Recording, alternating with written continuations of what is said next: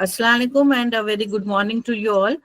आज का जो हमारा टॉपिक है वो I have selected as skin disorders और skin diseases and line of treatment in Unani system of medicine.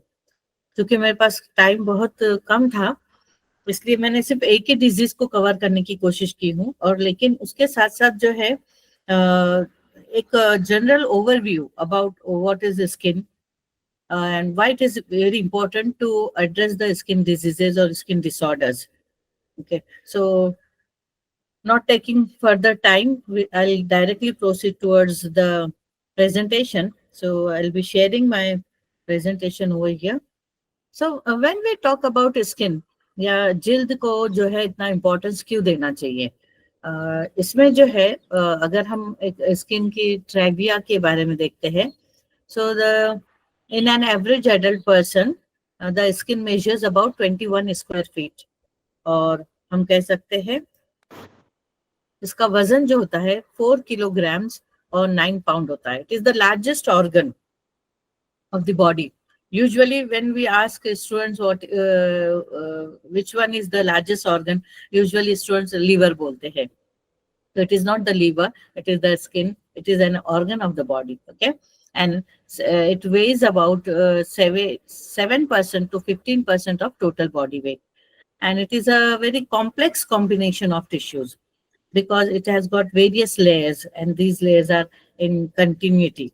Okay, so when we look at the 1 square inch of skin, अगर हम एक 1 square inch अगर हम skin की देखें, so when we look at the 1 square inch of skin, excuse me ma'am, screen नहीं दिख रहा ma'am. प्रेजेंटेशन नजर आ रहा है? अब आ रहा है नजर? नहीं ma'am. Yes. 1 square inch of skin, a microscopic universe structure. हाँ, yes, यही स्लाइड डिस्प्ले हो रही है मेरी. So Yes. when we look at the 1 square inch of skin, it approximately contain 19 million skin cells. यानी ये एक सिर्फ हम अगर एक स्क्वायर इंच का टुकड़ा अगर जिल्द का ले और उसको अगर हम उसकी माइक्रोस्कोपिक कंटेंट देखें, तो you will be amazed to know that it contain 19 million skin cells, around 20 blood vessels, 1000 plus nerve endings. यानी 1000 से ज्यादा nerve endings यहाँ पर होती है. 65 hairs and hair muscles होते हैं. Sorry, it is the muscle, not hair muscles, and this muscle is at the root of the hair follicle. Okay, then 19,000 sensory receptors होते हैं. Then 78 sensors for heat होते हैं, उसमें 13 sensors for cold, 160 sensors for pressure. चलो तैयार हो जाओ, चले जाओ. आप लोग अपने माइक्रोफोन म्यूट कीजिए please.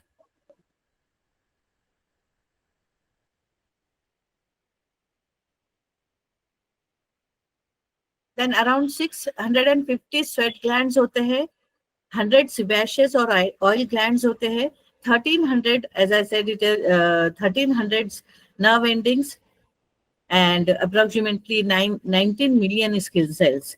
And then 0.5 million cells are dying each day, and they are being replaced. So that is, you can say, the very amazing content of the skin of 1 inch of piece of an skin. Then if you look at the microbial residents of the skin, over 1 billion bacteria from hundreds of species are present over the skin. Thousands of microscopic mites called Demox follicularum living in the hair follicle, various fungi, primarily Malassezia species. Bacteriophage viruses that regulate bacterial population, they are also present. So this is about the, you can say, microbial content of 1 square inch of skin. Then dynamic activities sheds about 30,000 dead cells every minute, produces 0.06 teaspoons of sweat per hour at rest, and the quantity may raise during exercise, contains immune cells constantly patrolling for threats, synthesizes vitamin D when exposed to sunlight. It processes sensory information from temperature, pressure, and touch receptors, and maintains a protective acid mantle and the pH is between 4.5 to Slide 5. changing. Slide changing.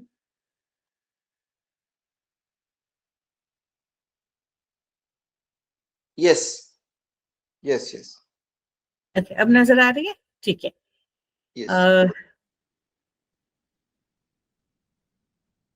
Mohammad Yasir and Inam, they have raised the hand. They are having any queries?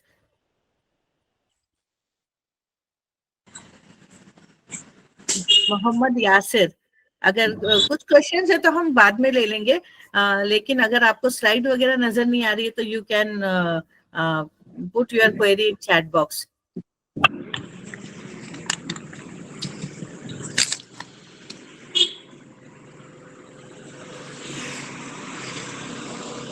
Okay, so here are the some remarkable facts about the skin. That is, the bacteria they weight alone is approximately 0.05 grams per square inch of skin.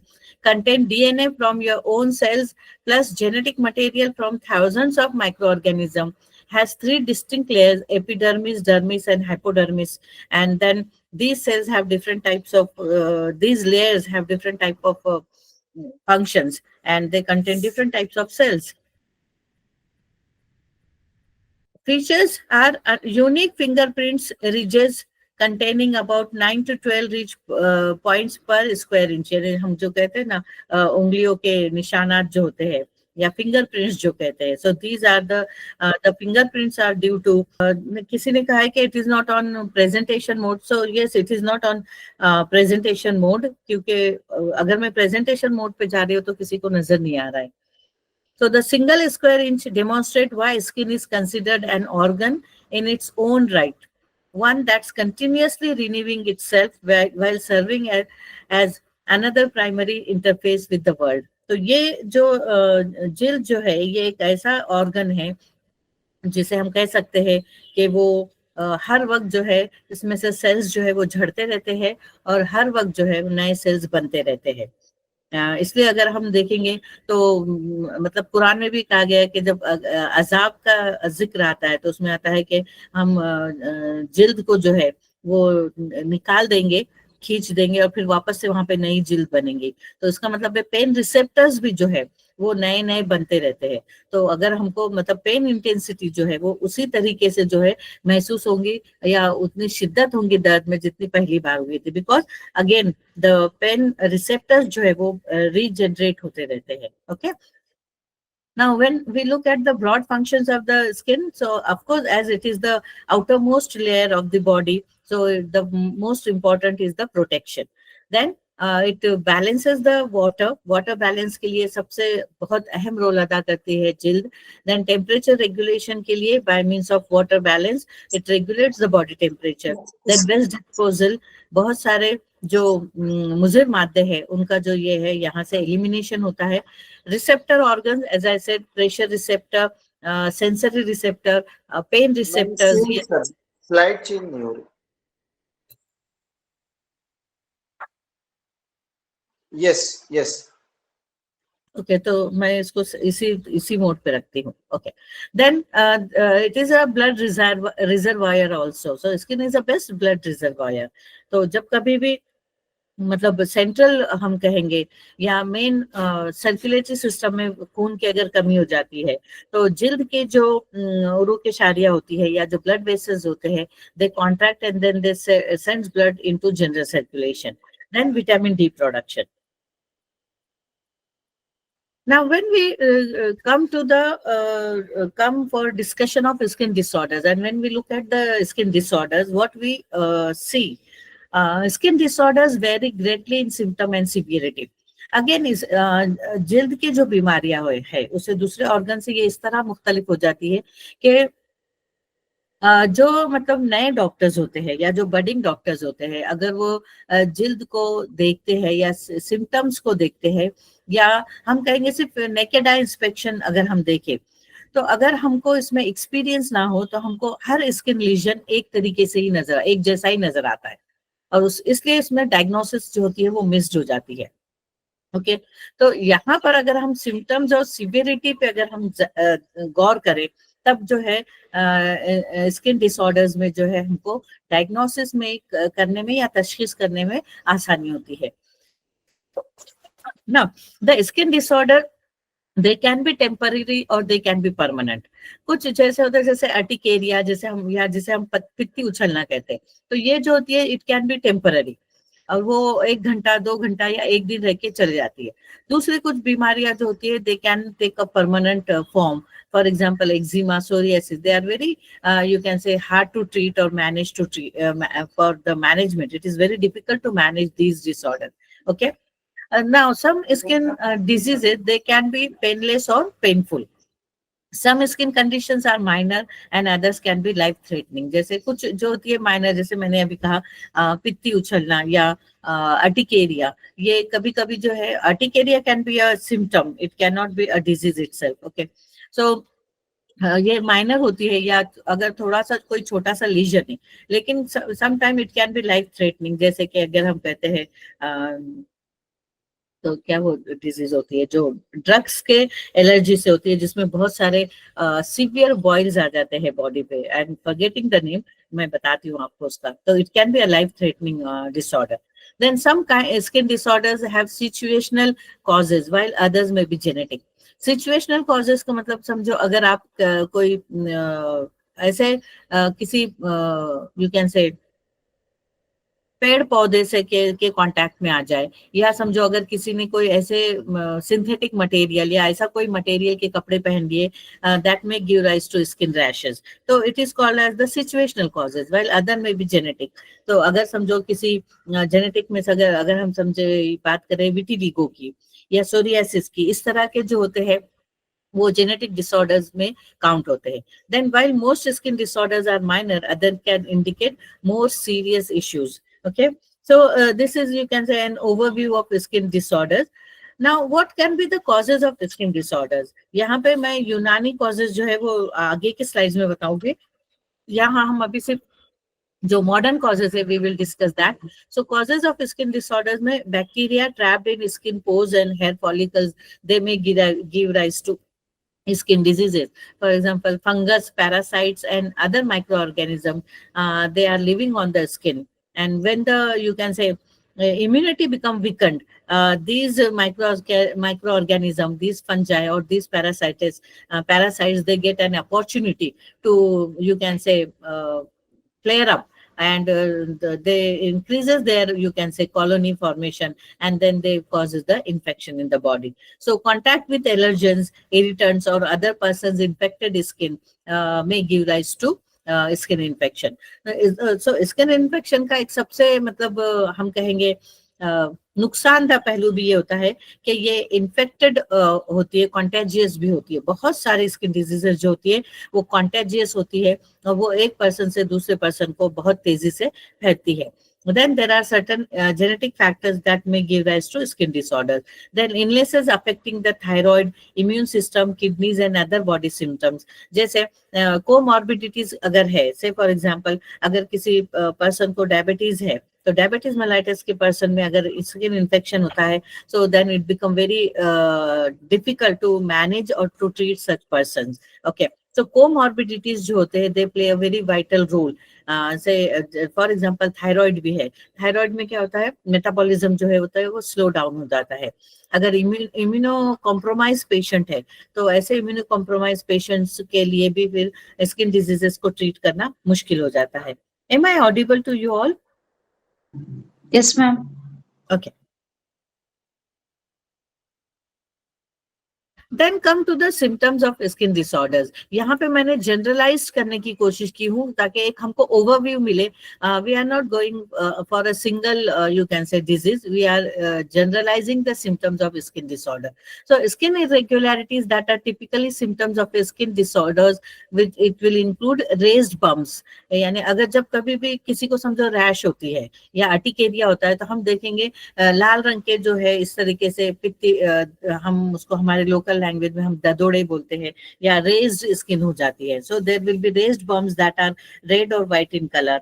A rash may appear which might be painful or itchy. यानी जब urticaria होता है तो itching बहुत severe होती है और itching करने के बाद कभी कभी वहां पे दर्द भी होता है.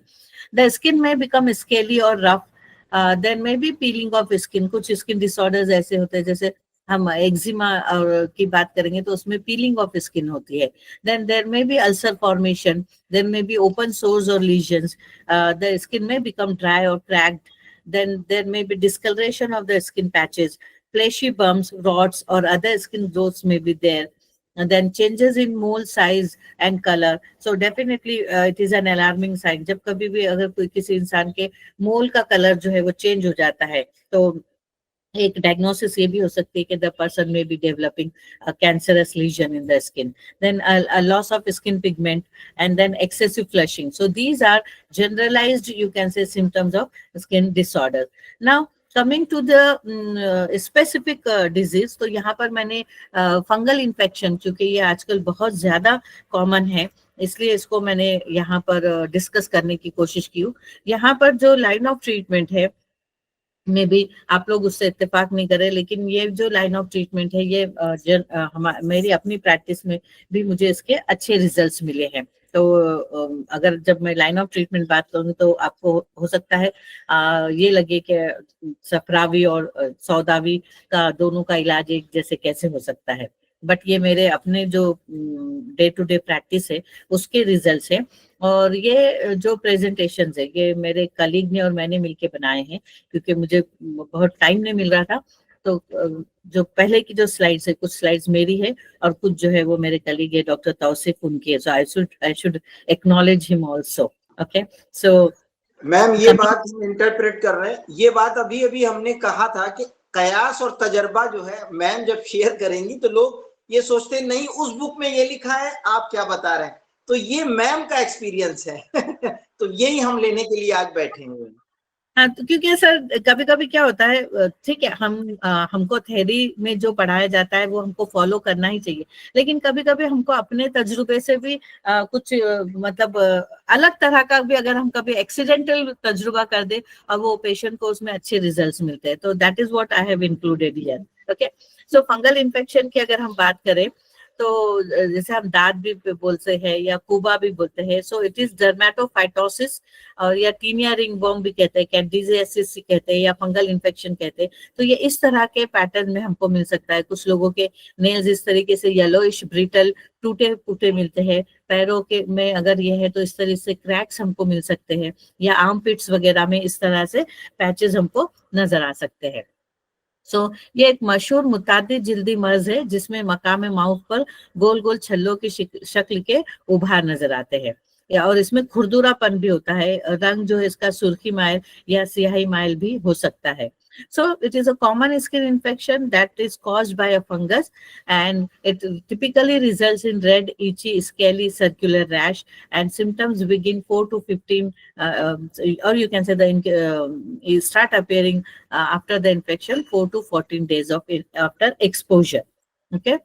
Now when we talked about the causes, तो यहाँ पर मैंने दोनों टाइप के causes को enlist किए हमने.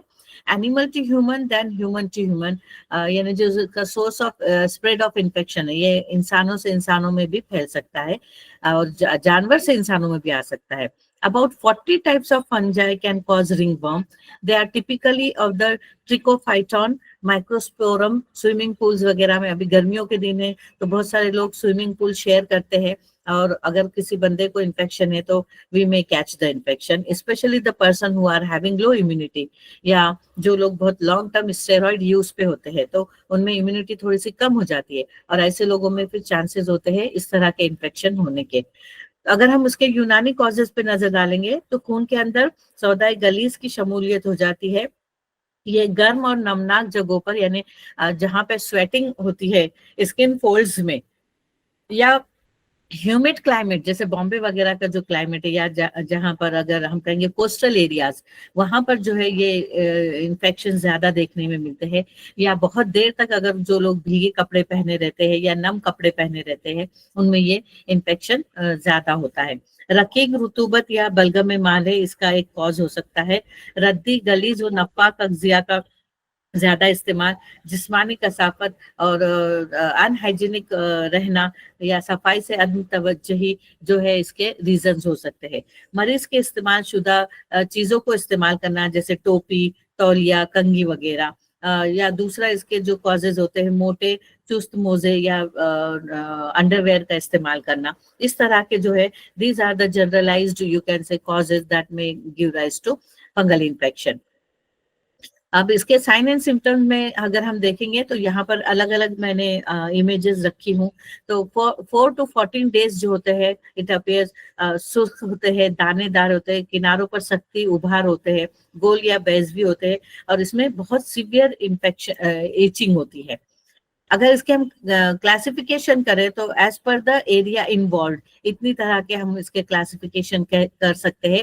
Taenia pedis also known as athlete's foot, it's affect the feet. Tinea corporis it affects the arms, legs and trunk. Tinea cruris जिसे known as jock itch, this affect in the groin area. Tinea barbae ringworm of facial hair.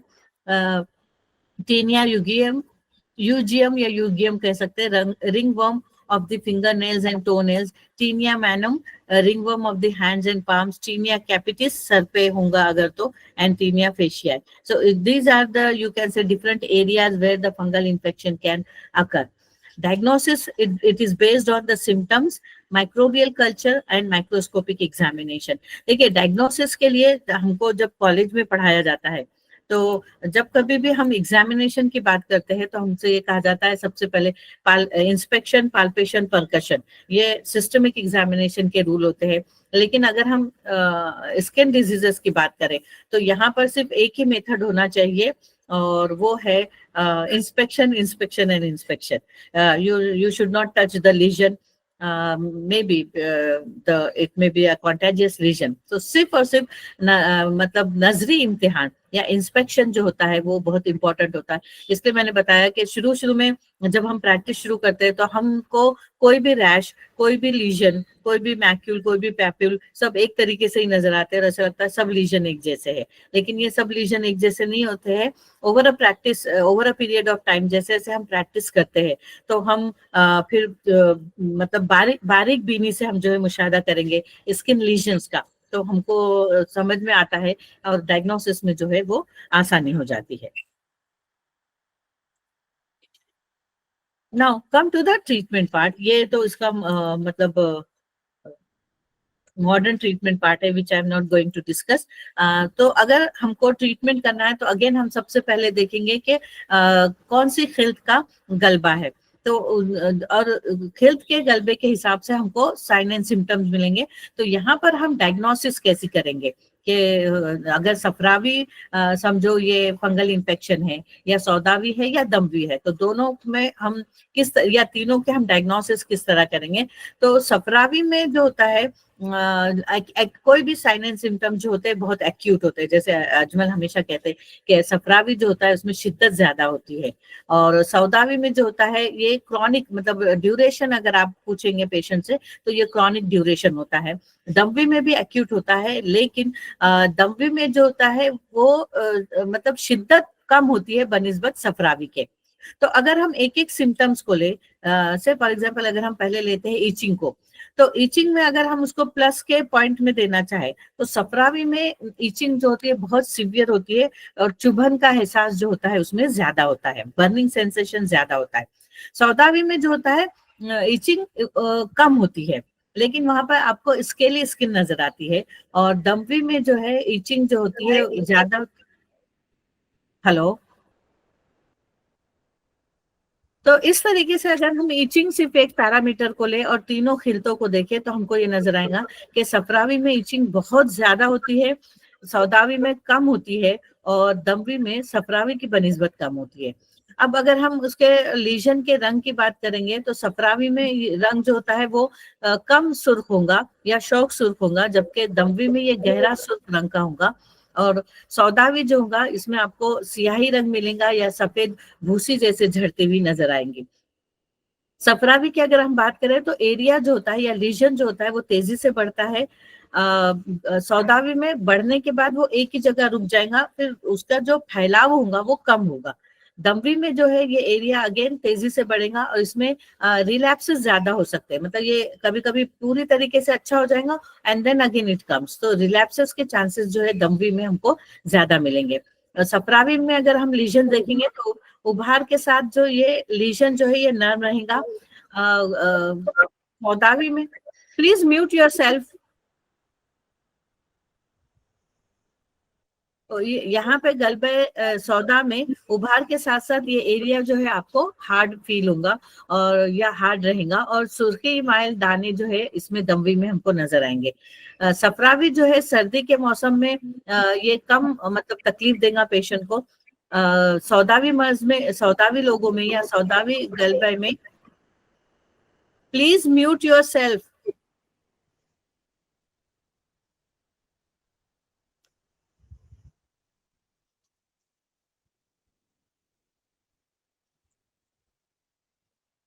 सर्दी के मौसम में ये legion जो है ज्यादा नजर आएंगे और उसके साथ साथ जो है इसमें शिद्दत नजर आएंगी। दमवी में अगेन सर्दी के मौसम में ये कम होगा। सफरावी में बॉडी में एक से ज्यादा हिस्से पर आप नजर आएगा लीजन्स। सौदावी में जो है किसी एक ही हिस्से में आपको ये लीजन नजर आ सकता है, और दमवी में बॉडी में एक से ज्यादा हिस्से पर ये नजर आता है। सफरावी जो है ट्रीटमेंट जो है इसका आपको अगेन लॉन्ग टाइम होगा। दमवी में शॉर्ट टाइम ट्रीटमेंट होता है, इजीली कंट्रोल कर सकते हैं।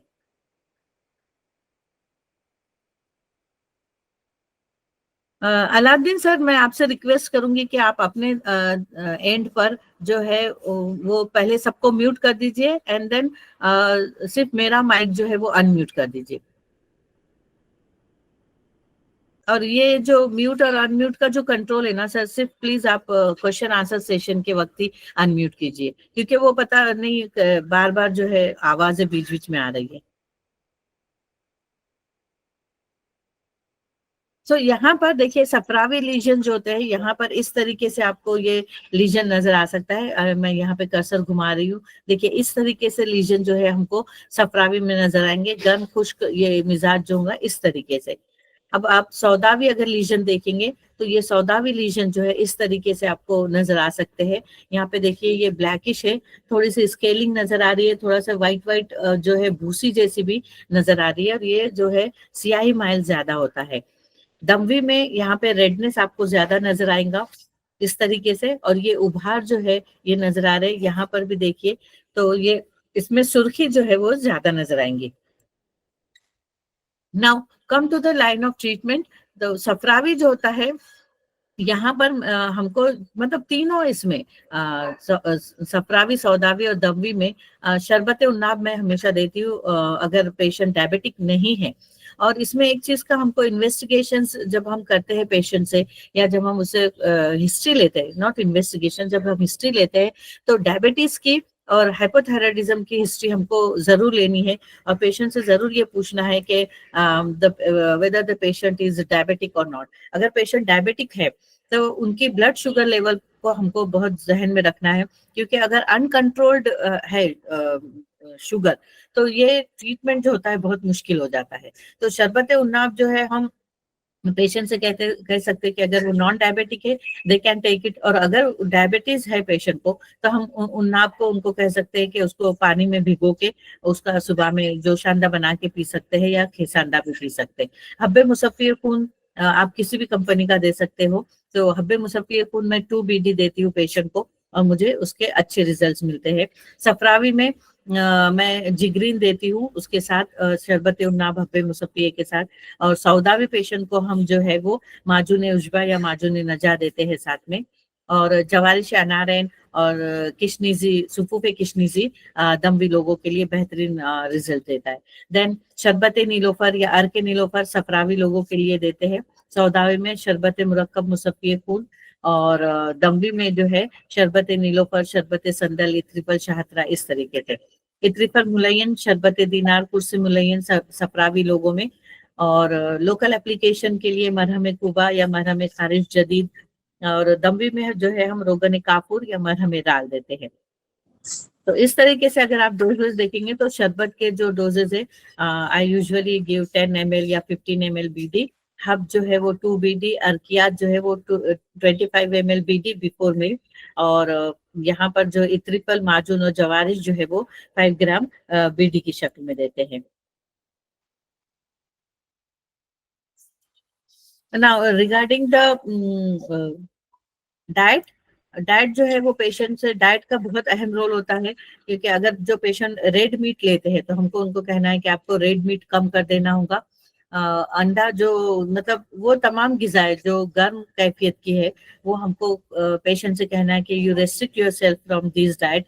और इसके अलावा हम उनको दूधी, तुरई, भिंडी, पालक की भाजी, परवल, टिंडा, यानी जो juicy we can say vegetables है या जिनकी तासीर सर्द है, वो हम देंगे। मूंग की दाल, उड़द की दाल, तूर दाल, usually I avoid giving toor dal.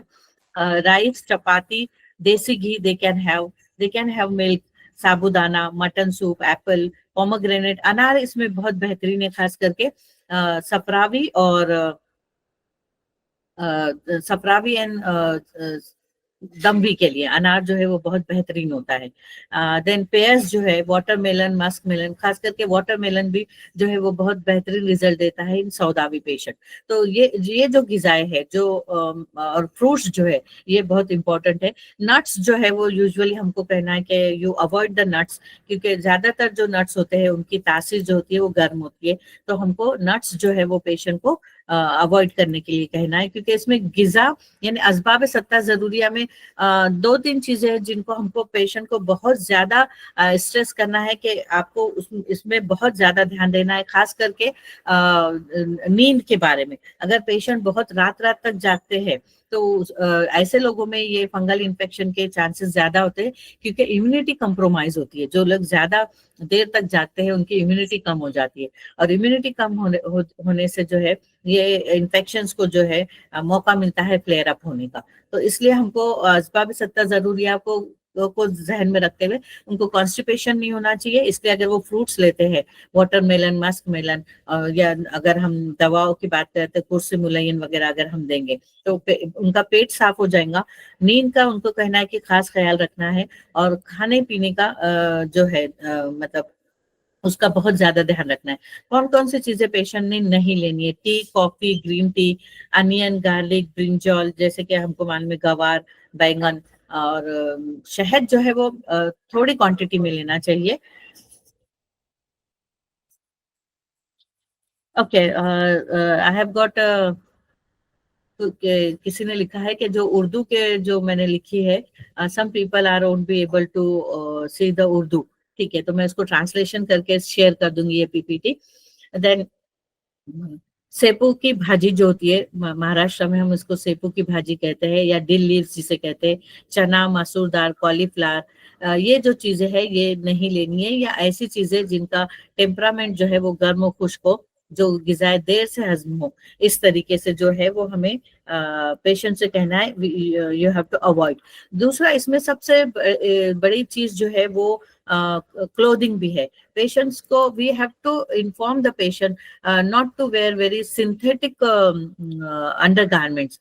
Okay, synthetic undergarments नहीं कहना है। मैं मेरे पेशेंट से कहती हूँ कि आप अगर कोई पेशेंट मेरे पास आता है फंगल इन्फेक्शन लेकर इन इंटीमेट एरिया, मैं सबसे पहले उनसे ये कहती हूँ कि आपके जितने भी अंडरगारमेंट्स है जो आप यूज करें वो सब उठा के फेंक दो।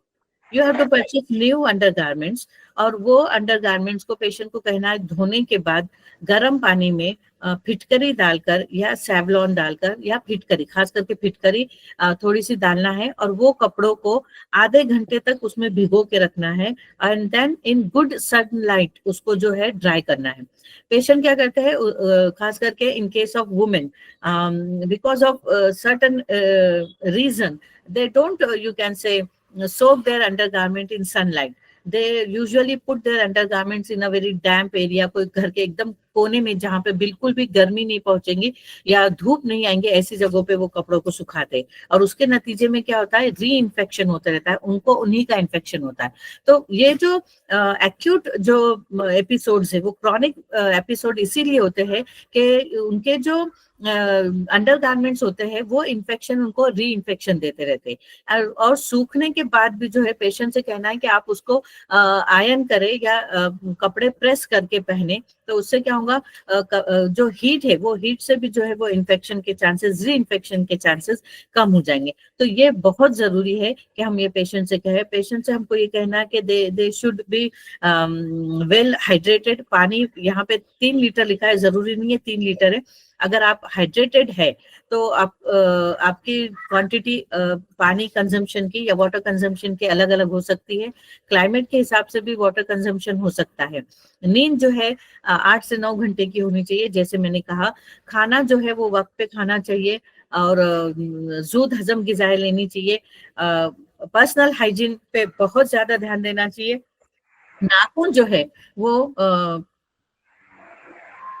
नाखून जो है वो कट होने चाहिए, क्योंकि क्या होता है कभी कभी कुछ लोगों को बड़े नाखून रखने का शौक होता है, खास करके औरतों को, तो उसकी वजह से भी जो है वो री इन्फेक्शन होने के चांसेस होते हैं। यहाँ पे जैसे मैंने लिखा कॉटन के कपड़े पहनने चाहिए, चाहे स्मोकिंग वगैरह कम कर देने चाहिए, और डैम्प या गीले कपड़े या भीगे कपड़े जो है वो ज्यादा देर तक नहीं पहनने चाहिए। तो यहाँ पर ये जो मेरा प्रेजेंटेशन वाला जो पार्ट था वो खत्म हो गया है।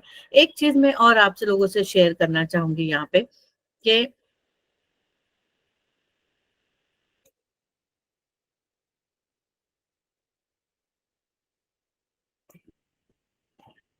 हमको जो मॉडर्न लाइन ऑफ ट्रीटमेंट जो अवेलेबल है या डायग्नोस्टिक टूल्स जो अवेलेबल है मॉडर्न के, वो हमको मतलब परचेज भी करना चाहिए और उसके बारे में हमको मालूमात भी होनी चाहिए। एक मैं बहुत सिंपल डिवाइस जो है वो मैं बताती हूँ आपको।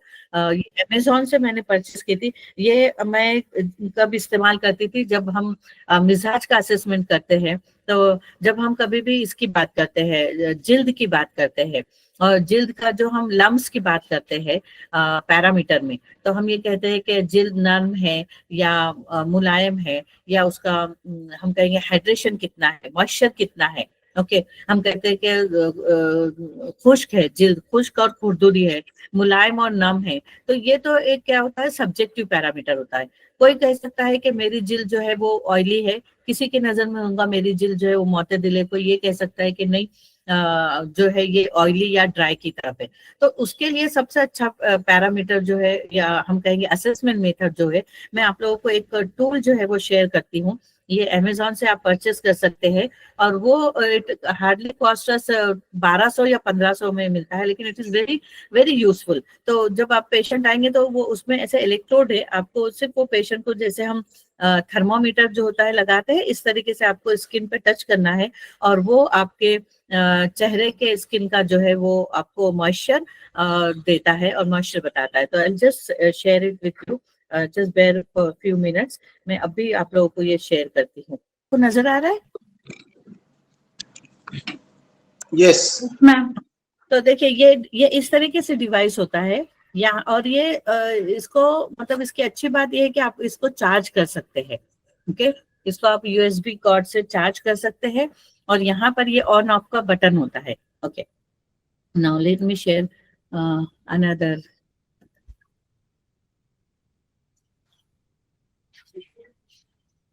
ये पीछे से इस तरह होता है, इसमें कुछ जो होता है वो चार्जेबल होता है, और यहाँ पर कभी कभी आप सेल भी डाल, मुझे लगता है ये मेरा जो है इसमें मुझे सेल डालने होते हैं। ओके, अब मैं अब आप लोगों को और इसका बताती हूँ। हाँ देखिए, अब यहाँ पर देखिए, यहाँ पे लिखा है मॉइस्ट एंड ऑयल। तो ये आपके जिल्द कितनी मतलब ऑयली है या उसमें, और इसमें कितना ये मॉइस्चर है, ये स्किन जो है ये आपको बताता है। इस तरीके से ये डिवाइस बताता है। Now here you can see the reading. तो यहाँ पे ये मॉइस्चर जो है ये 20.9% बता रहा है, और ऑयल जो है 33.1% बता रहा है। और यहाँ पर अगर आप गौर से देखोगे ना, तो एक फेज बता रहा है, और ये फेज जो है ये सल्किंग फेज है, यानी उस इंसान की जो जिल्द का जो मॉइस्चर कंटेंट है और जो ऑयल कंटेंट है वो जो है वो कम है। मॉइस्चर कंटेंट यानी यहाँ पे आप हाइड्रेशन से भी मुराद ले सकते हैं, तो ये कम है। अब मैं इसके और आपको इमेजेस बताती हूँ।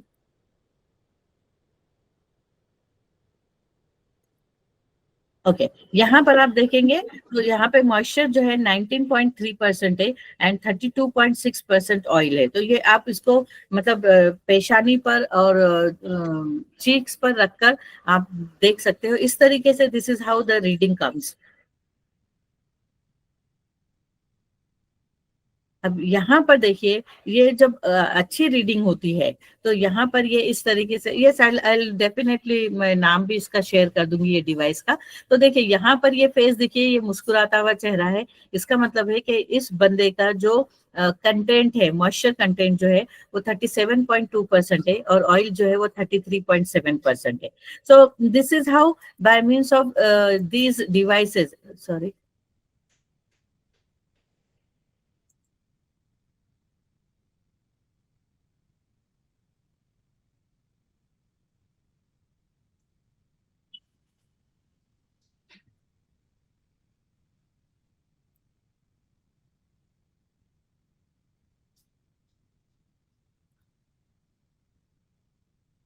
ये बहुत अच्छा डिवाइस है। ये मैं बहुत मतलब दिनों से इस्तेमाल कर रही हूँ, महीने हो गए या साल भी कह सकते हैं आप। आई हैव कम अक्रॉस, एक मैं डर्मेटोलॉजिस्ट का एक वीडियो देख रही थी and then he showed me this, उसमें उनके वीडियो में था। So I search it and it on Amazon, और ये बहुत अच्छा डिवाइस है। आप लोग भी डेफिनेटली आप परचेस कीजिए, और ये पेशेंट्स के लिए भी बहुत अच्छा होता है। अगर हम सिर्फ मतलब not for any disease, if the patient comes for in consultation for their if they want to maintain a good healthy skin, तो ये बता सकते हैं आप इनको इस तरीके से। अब कुछ हम दूसरे लेटेस्ट जो मैं कहूंगी, मैंने कुछ एक नोट्स बना के रखी थी that I want to share, जो बहुत लेटेस्ट इंफॉर्मेशन है about the skin disorders and about the skin investigations. So that is what, 2-3 ये है, ज्यादा वो पेजेस नहीं है। I just want to share with you.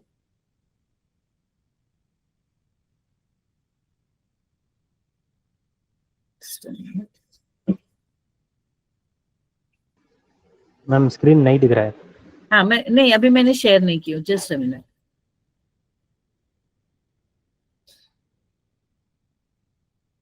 हाँ, अब स्क्रीन आप लोगों के सामने मेरे ख्याल से आ गई होंगी। कैन यू से दिस नाउ? नहीं दिख रहा है, पहले से भी स्क्रीन नहीं दिख रहा। मुझे नजर आ रही, अब ये नजर आ डिटेल रही? इसमें दिख रही है, स्क्रीन दिख नजर रही आ है। रही है। ओके, स्क्रीन सो दिख रही है। यहाँ पे ये बहुत लेटेस्ट इंफॉर्मेशन मैंने अलग अलग AI टूल्स से और अलग अलग मतलब वेबसाइट से ढूंढ के निकाली हूँ। सो इसमें एक चीज होता है माइक्रोबायोम। ओके, माइक्रोबायोम रिवॉल्यूशन होता है, और इसकी और डिटेल्स चाहे तो मैं, अगर if those people those who are really interested to know all about latest technologies and latest information about skin disorder and skin itself. Okay, so there are about 1000 bacterial species living on human skin. New research shows that skin microbiome directly influences skin health and aging. जैसे अगर आपने सुना होगा, पहले जमाने में कहते थे कि दही लगाना चाहिए चेहरे पे। तो दही क्या है, दही में क्या होता है, जो प्रोबायोटिक बैक्टीरिया जो होते हैं वो बहुत हेल्दी प्रोबायोटिक बैक्टीरिया होते हैं, तो these are also good for the skin. तो यहाँ पर हम इसी माइक्रोबायोम की बात कर सकते हैं। So studies reveal beneficial bacteria that can help treat conditions like eczema and acne. अभी आर्टिफिशियल इंटेलिजेंस आपने बहुत ज्यादा नाम सुना होगा AI टूल्स के बारे में। So there are certain AI tools that can be used for 90% accuracy in identifying the skin cancers. A mobile application can analyze skin concerns and recommended treatment. जैसे अभी मैंने बताया, ये इतना छोटा सा डिवाइस, इतना सस्ता सा है, तो ये हमको हमारे जिल्द की कैफियत को मतलब जानने में बहुत मदद कर सकता है। Then telehealth platforms using AI for preliminary skin assessments. मैं चाहूंगी कि मेरे पास एक मैंने AI टूल देखी थी ऑनलाइन, आप लोगों ने, बहुत सारे लोगों ने देखा होगा, जो अगर आपका एक्सरे है, अगर कोई वो एक्सरे को अगर आप उस AI टूल पे अपलोड करते हैं, तो वो पूरा आपके एक्सरे को मतलब एनालाइज करके आपको पूरा उसकी रिपोर्ट दे सकता है। तो अगर जो रिमोट एरिया में है, अगर समझो practitioners, so they can take the help of these AI tools. तो मैं तो बहुत ज्यादा इस्तेमाल करती हूँ different types of AI tool for my reading. तो मैं चाहूंगी कि आप लोग भी पढ़े। तो इसमें आर्टिफिशियल इंटेलिजेंस डर्मेटोलॉजी में भी हम यूज कर सकते हैं। Then advance wound heal technologies, smart bandages that monitor wound healing and release medications, 3D bioprinting of skin grafts for burn victims showing promising results. Then stem cell therapy is accelerating wound healing up to 50%. यहाँ पर जो ये advance in technology है, जैसे इन्होंने कहा है bandages वगैरह, तो हम जो ये करते हैं डायबिटिक वुंड में हम पपाया ड्रेसिंग इस्तेमाल करते हैं। तो ये पपाया ड्रेसिंग को अगर हम एक मतलब एडवांस स्टेज में लेके जाए, हमारे कैंपस में जो फार्मेसी का कॉलेज है, मैंने वहां पे एक स्टूडेंट से कहा था कि हम जो है पपाया के जो एक्टिव इंग्रेडिएंट्स है वो लेकर हम कोई ऐसा पैच बना सकते हैं क्या। जैसे हम सोफ्रामाइसिन ट्यूले आप देखेंगे, आप यूज करते होंगे बर्न केसेस में, और वो अच्छे रिजल्ट देता है। तो अगर हम पपाया पल्प की अगर ऐसी कोई ड्रेसिंग बना सके एक गॉस पे लेकर, जो रेडीमेड अवेलेबल हो, और वो उससे हम ड्रेसिंग करेंगे, तो ये एक अच्छा रिसर्च और एक यूनानी का जो कंसेप्ट है उसको एक अच्छा प्रमोशन मिल सकता है। तो वुंड हीलिंग टेक्नोलॉजीज में ये बहुत ज्यादा मतलब हम इस्तेमाल कर सकते हैं। इसमें अगर आप जो भी रिसर्चर हो, अगर इसमें कोई तो they can take up this technology further, है ना। तो स्टेम सेल थेरेपी भी कहते हैं। स्टेम सेल थेरेपी तो मतलब इसके स्प्रेज भी अवेलेबल है। इनफैक्ट इंडिया में I don't know whether they are available, लेकिन इसमें जो है foreign countries में they have made sprays of stem cell, and they spray that spray on the wound, and then the healing become very fast. So these are you can say few advanced you can say information available on net, जिसमें से मुझे ऐसा लगा जो हमारे topic से relevant है, सो मुझे लगा वो मुझे आपसे शेयर करना चाहिए था। इसके बारे में और अगर आपको डिटेल में इंफॉर्मेशन चाहिए तो मेरे पास वो नोट्स है, I will happy to share with that with you people. और ये जो प्रेजेंटेशन है इसको मैं शेयर कर दूंगी, और वो आप लोग जो है ये कर सकते हैं, आप लोग इस्तेमाल कर सकते हैं। Doctor Safia Lokhande and Naeem Khan, they have raised their hands. किसी को कुछ क्वेरीज है? क्वेरी नहीं, ऐड करो गजाला। वो आपके क्लिनिक में जो लीच थेरेपी के लिए आईटी की लड़की आती है ना सैटरडे, हाँ, एंटी एजिंग, हाँ, और एंटी माइक्रोसिकोमा एजिंग नहीं बोले आपने। हाँ, लीच थेरेपी एंटी एजिंग में बहुत अच्छा रोल है इसका, इसमें भी है। हाँ, मैं एक चीज और कहना चाहती हूँ, वो हिजामा से रिलेटेड था इसलिए भी मैं भूल गई।